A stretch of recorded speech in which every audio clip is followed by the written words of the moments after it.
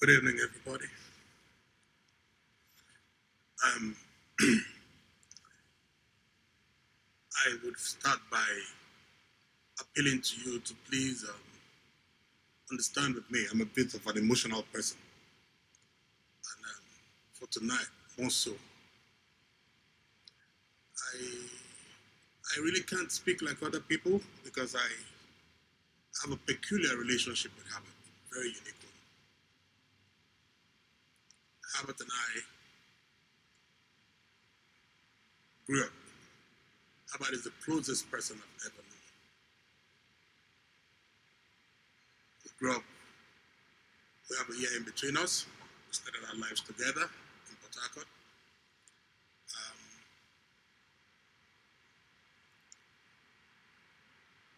I don't know where to start from. It's okay. I don't need the clap. I can handle it. So I just go around about it. So my brother Herbert, I've already penned down a tribute, which I poured out my heart as much as I could. And I'd appreciate if you could all go onto the platform and see my tribute about Herbert. Um, we're a family of 6 siblings: Osita, Joyce, myself, Peggy, Stella. Unfortunately, we lost Osita 27 years ago.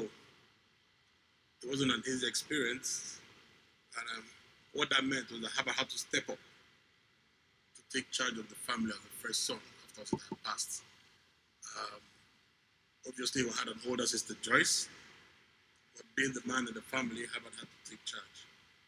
And we went on, so that was it. But before then, I don't know where to start from. Growing up as children, went to Potato Primary School from a middle class family, very strict home, and with a family of about 6, and I had cousins that lived with us, so about 7, 8. My dad had to manage to train everybody together, which made life a little difficult for us. But we went to the best schools. We had the best he could afford at that time. Herbert, my brother, was an exceptional kid. We had a drive. He was very ambitious, even as a child. Very, very forward thinking. Very, very, very hopeful. Very thrifty in the way he went on. I was the more vocal one, the more aggressive one. And we complemented ourselves as brothers.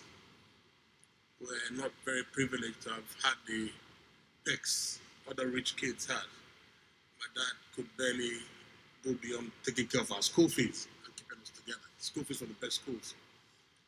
We had instances where other kids with us that we hung out with seemed to have been more privileged. They had better toys to play with and all that. Herbert and I had to struggle to remain as decent, stable kids, even if we didn't have those perks come our way. And I'm like a joke, which is usually referred to most times by our friend Ambassador, where other kids were privileged to have bicycles. You know how kids are growing up, chopper and all that. Well, our dad couldn't afford choppers for us. Not he couldn't afford, but he was so strict and he didn't think that was a necessary prerequisite for kids. Then, and Herbert always threatened that, you know what, if he didn't have a chopper, he promised that someday he was going to buy himself a Beetle. That was how he thought as a child. Went on to school. He excelled a lot academically. We all did well. Fortunately, we're all blessed with academic intelligence. We all did well. Herbert excelled in school. His close rival in his class then were people like his childhood friends David Hart, of blessed memory today, Tony Wilcox, and so on. I speak without, I speak unplanned. I really couldn't get it. I speak unplanned, and I probably would have allowed my emotions to take me on so I could speak properly, you understand? Well, it's a shame, it's a pity to sit down today and think that almost everybody that was very close to him as a child, his classmates, all passed on. Herbert happens to be one of the later ones that have passed on. Coincidentally, on the night he passed, on the platform where we were contributing for one of his ex-classmates. Herbert was the last to make a contribution, and that was on Friday night before Herbert passed. Little did he know he was going to pass that morning, you know.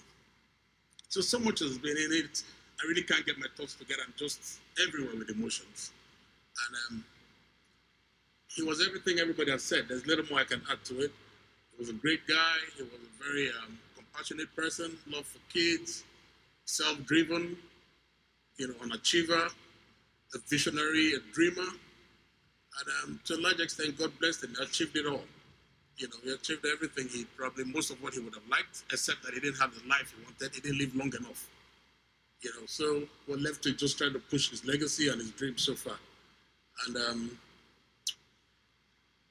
I want to say, I just want to say, it feels good to know that I could have to speak up here today knowing that I'll be referred to as Herbert's brother.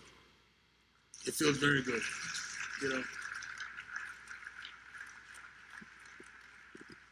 I must say it's an honor. It's an honor, and it's quite a steep feat to accomplish, to stand up there with the knowing that I'm Herbert's brother, knowing what expectations the world has about me, you know. But I'm glad, you know. I'm encouraged by the crowd I see, by the accolades I see from Herbert.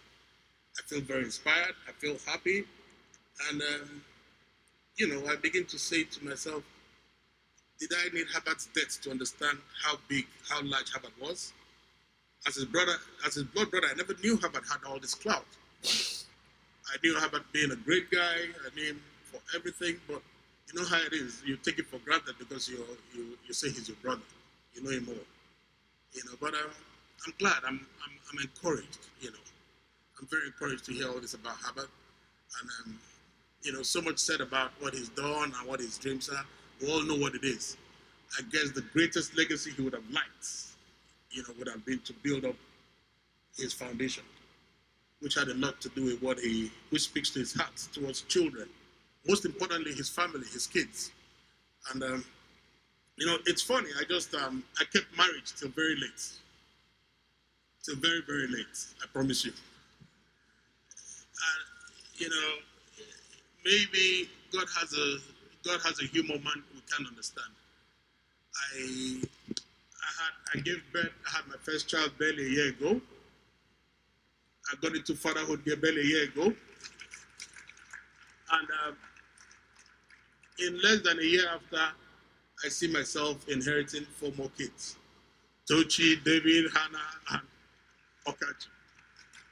You know, it's pleasant. I'm happy about it. I'm excited. If there's something I look forward to beyond anything else in my life, is to show love to Herbert's kids.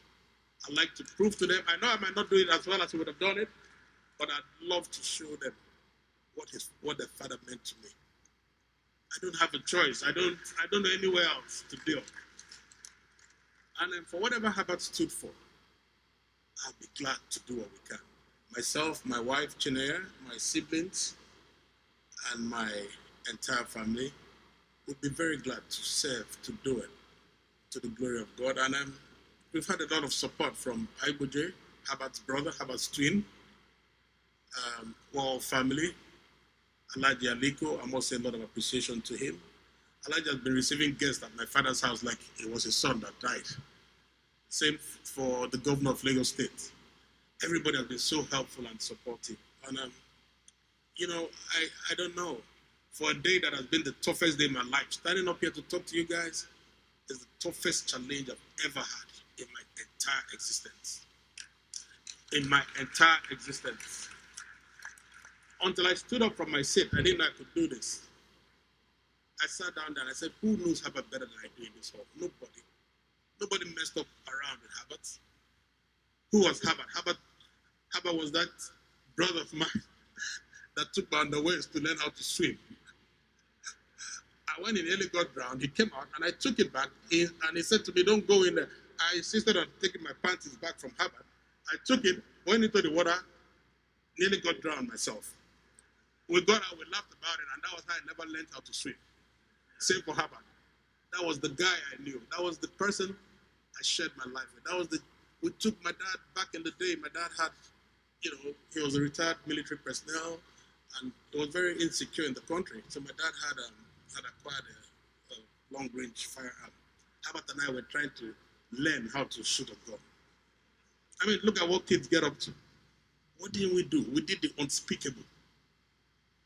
We pilfered from my folks' perfumes, estates, all in the bid to feel good. And over time, we look at it, and how about, later in life, while we're shedding our vices and our past vices, we tease about it, and how about sits down and talks to me, sounding all so moralistic, and I tell him, Gigi, you've forgotten how well. And he laughs, and, so we fondly called him Gigi at home, which was a pet name he had picked up from home, and, while he referred to me as Bobo. And most of our friends saw it, and, the other day, a friend of mine saw me and said, you know what, Herbert, Emeka and Herbert, we envied you as kids. We didn't understand how two brothers could be so close. So we shared so much. I mean, it was beyond the professional part. It was beyond the academics. It was from our bare rudiments, where we didn't know anything, where there was nothing at stake. It was just who you were. It wasn't about Emeka being this or Herbert being the big business tycoon. It was sheer, pure, innocent love and friendship. So much has happened. Life evolves. I mean, whatever we go through in life, whatever we see, we always remember, we can't forget where we come from. We've had fights. Who was that person I could fight with? And God, and the next second, he's trying to make up because there's something I have he wants. And it's not a problem because we know ourselves. Who was that? I was Herbert. Today I spoke to Iguje, who I look up to as my older brother, for every reason. Iguje is Herbert's contemporary, it's Herbert's friend, it's Herbert's partner. So I can only say Iguje as my older brother. And I said to Iguje that day, I can't quarrel with you, but I would have quarreled and fought with Herbert. Because I know Iguje as Herbert's friend, and Herbert was that person I could take the extra chance with. So if I met his friends, I probably wouldn't have the same feel with them, no matter how much I love them. So Herbert was my brother. He was my brother from the roots. I couldn't, like it or not, I couldn't do a thing without him. So we shared too much. I mean, we shared so much. I would feel out of place to come here to start telling you how good Herbert was. I'll sound like I'm patronizing him. But Herbert is who he is, and I know him for what he is. And unfortunately, like it or not, I really can't. I can't do without. I can't see wrong in him. Even if I told you I saw wrong in him, if it comes to brass tracks, I'll stand up for Herbert. So I just can't. I just need you to know that I just have a duty to stand up for Herbert in all forms, And I say thank you, gentlemen. Thank you, everybody, for this. And I just pray we could all stand as one big family, one really big family here. Everybody sounded so passionate about him, so deep about him. And it's been very, very encouraging.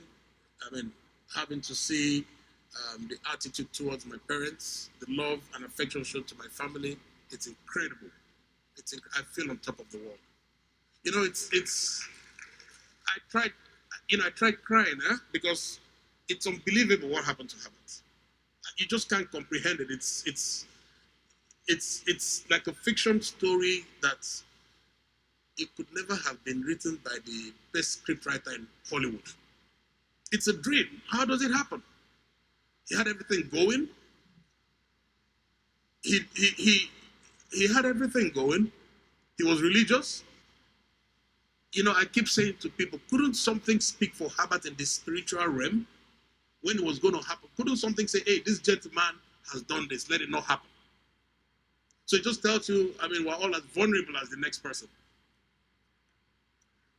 Yeah. And, we're all vulnerable, and I think we should just share the memories of Herbert in all that he stands for, in all the good he did, and let's build it and make a better world